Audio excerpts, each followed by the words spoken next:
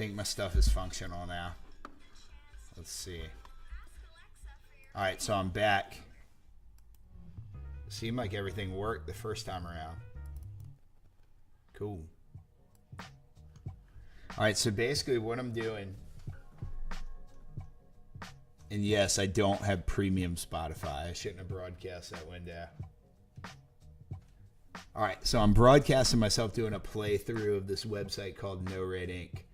So I see I got some people out there watching me this time. So we're going to see if this makes sense. So basically today in class, I talked to my kids about using effective transition words and phrases.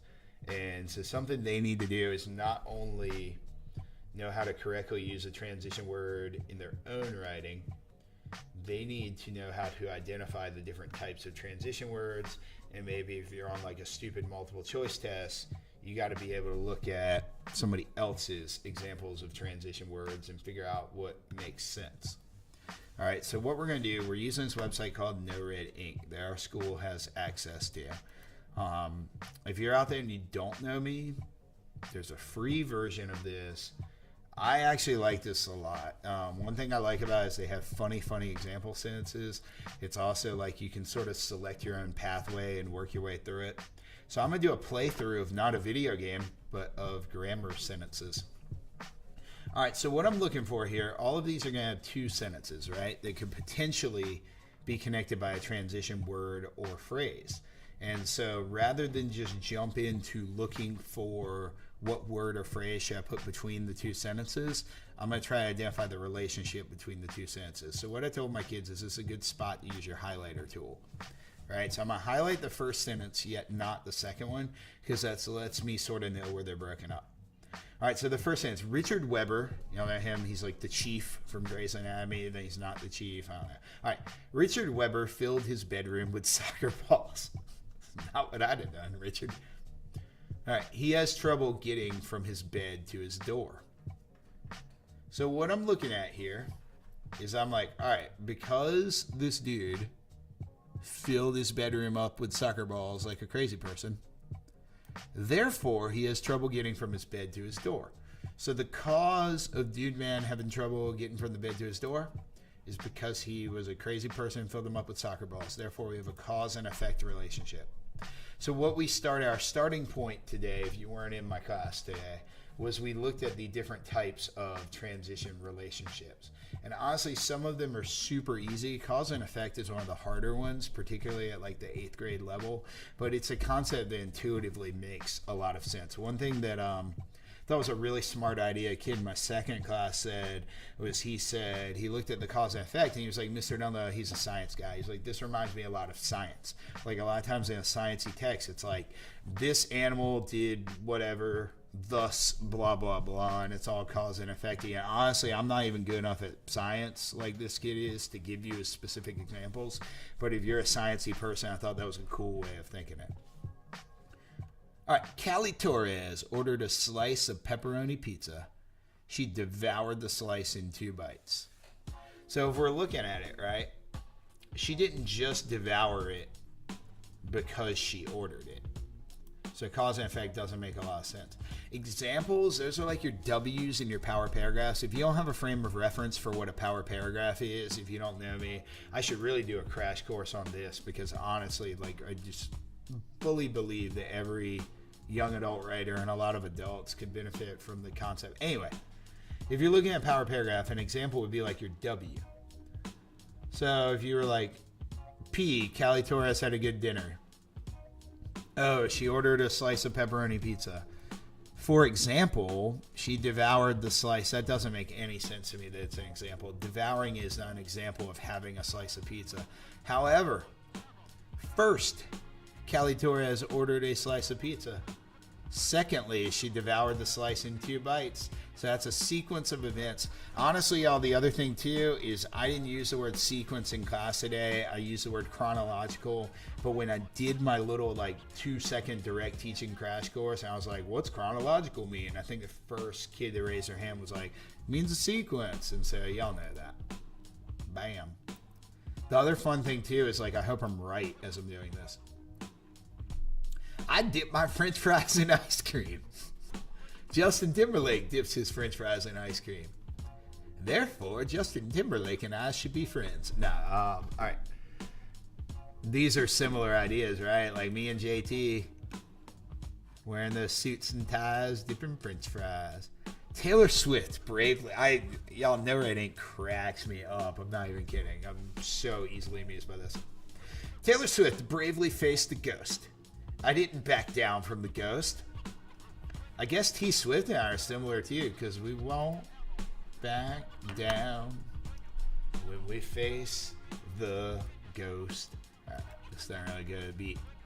The other thing I'm going to do, I'm going to play video games, do grammar lessons, and freestyle rap on Twitch. But I haven't really figured out the design for the freestyle rapping yet. Also, if you're out there watching this, let me know what's up with my volume.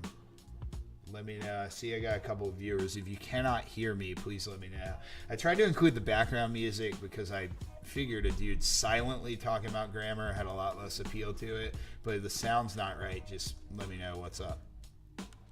Princess Peach enjoys rollerblading and 80s music. Princess Peach is cool too. All right. Her cousin prefers skateboarding and hip hop. Ooh, okay. This is good. I don't think we've seen this relationship yet. All right, so here's one where the easy one. So we always talk about our multiple choice test taking strategy is to do this cross out technique where you're eliminating the worst answer. And there's usually one bad answer.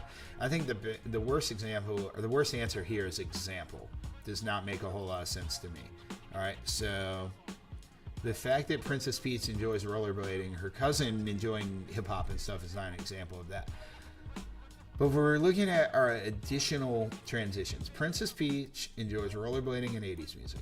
Also, her cousin prefers skateboarding and hip-hop. Somebody said this in class today, too, which I thought was interesting, that the word also could really fit for, like, a lot of these things. But if we're looking for the best relationship, there's that key testing word, right?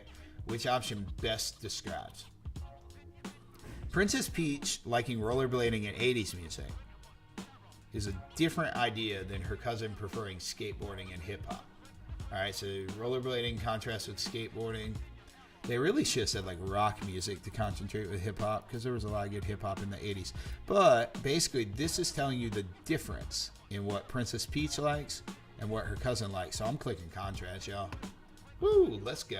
All right. Which option best describes the relationship between the two ideas? All of Percy's left socks are missing. Oh, I bet this is Percy from Thomas the Tank Engine. I clicked that. I like that. My kids like that, particularly HD. All right, all of Percy's left socks are missing. He thinks aliens might be living in the laundry machine. All right, so Percy sounds like because you're a beast. You're a machine. I'm a beast. Check that ad. All right. Keep moving. Keep moving. All of Percy's left socks are missing. Therefore, he thinks aliens might be living in the laundry machine. So the cause of Dude Man thinking aliens are there is because all his left socks are missing. Bam. Right. No restrictions. I am afraid of heights. Meredith Grey convinced me to go skydiving with her on her birthday. All right. So basically, me being afraid of heights is one idea. However, Meredith Grey convinced me to go skydiving on her birthday. You would think they'd be staying away from planes, as much like tragedy and stuff as they've had, and like accidents and gone through some hard times at Seattle Grace or whatever they're called. Hey guys, this is contrasting. Me being afraid of heights is one concept. Meredith Grey telling me to go on a plane is a different idea. Gordon, also from Thomas the Tank Engine, loves karaoke. He loves hula hooping while he's singing. All right, so these aren't really different ideas, I don't think. I don't think hula hooping is an example of him loving karaoke. I think it's just adding some more info. All right, cool. That was a weird one, y'all. Like, I was only like 85% sure that I had said what the multiple choice people wanted me to say there, to be honest with you. Jackson Stewart, he was a character. Hannah's brother. All right, Jackson Stewart grew prickly, or excuse me, Miley's brother. Because as Hannah, never mind. I don't know if he had a character name. Did he have an alter ego name? We don't know. He wore a hat, I think, was all he did differently when they needed to have the best of both worlds.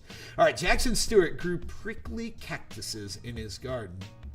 He grew prize-winning roses in his garden. Those aren't really different ideas.